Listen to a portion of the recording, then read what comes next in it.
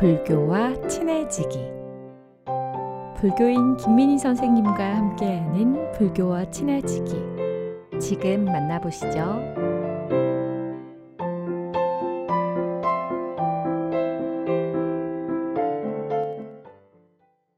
불교와 친해지기. 불교인 여여와 김민희입니다. 안녕하세요. 불교와 친해지기. 여여화라고 하는데요. 불교와 쉽게 친해지려면 먼저 불교를 알아야 하고 또 알아야 관심이 생기죠. 관심이란 먼저 눈이 가고 마음이 기울여지고 사로잡혀지는 것을 말합니다.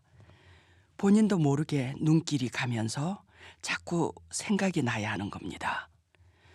이렇게 시작된 부처님 향한 사랑은 눈 안에 머물게 되고요. 생각마다 호흡마다 부처님이 있습니다. 그래서 사랑이란 것은 생각하고 헤아린다는 사량, 생각할 사, 헤아릴 양입니다. 사량이라고 합니다. 사랑의 대상인 부처님은 탄생 후 출가와 고행 그리고 정각을 이루신 후 유행길에서 중생교화를 하셨습니다.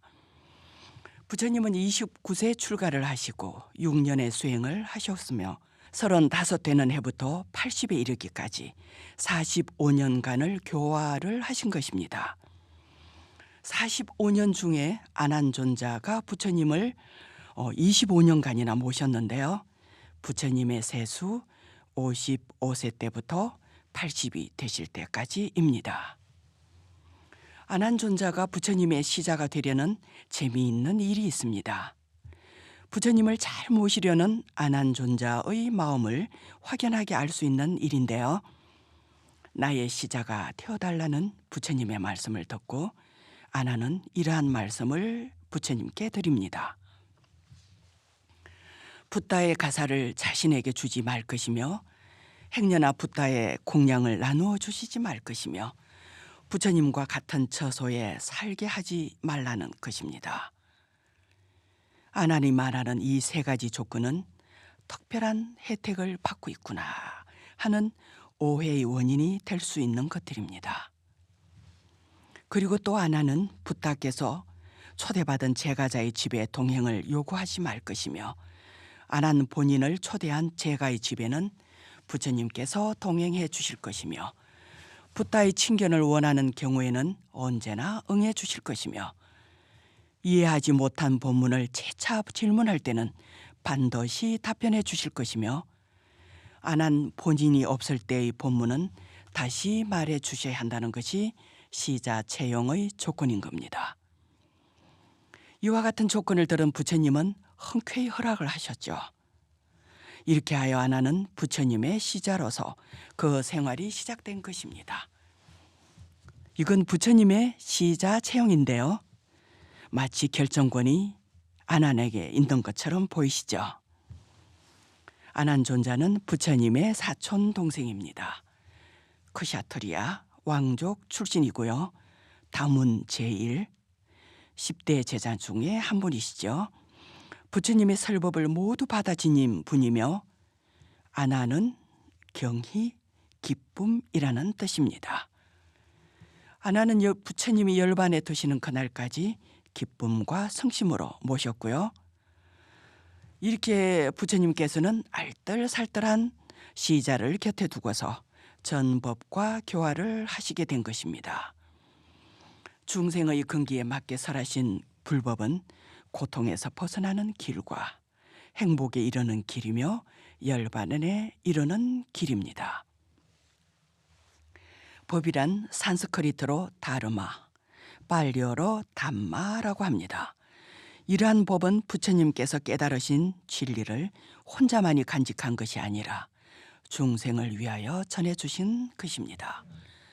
불교에서 근간을 이루는 불교의 사상적 진리가 되는 재행무상, 재법무아, 열반적정, 그리고 일체계고, 이를 삼법인이라고 합니다.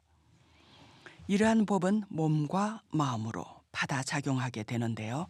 이것이 12처 18계입니다.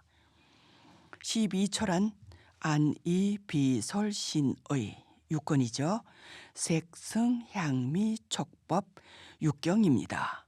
눈으로 색을 보고 귀로 소리를 들으며 코로 냄새를 맡고 혀로 맛을 보며 몸으로 촉감을 느끼며 의지인 마음으로 세상을 안다고 합니다.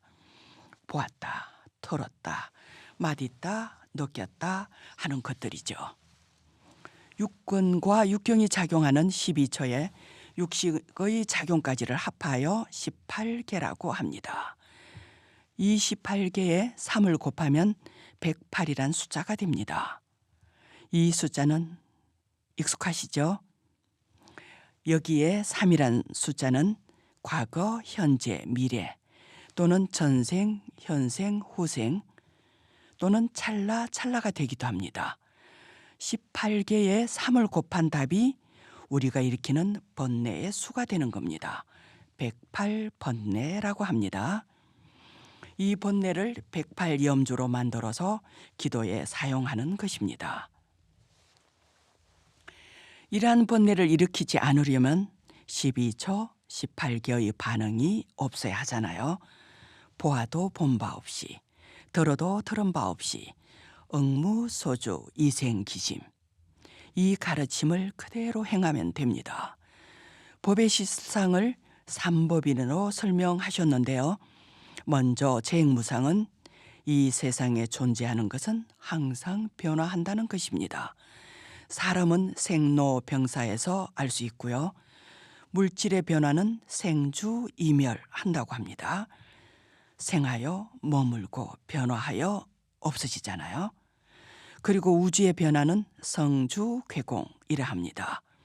이루어지고 머물고 무너져 공이 된다고 하여 영원한 것이 없음의 진리인 재행무상을 설하신 것입니다. 그리고 제법 무아는 존재하는 것은 모두가 연기된 것이다. 나라고 할 것이 어디에도 없다.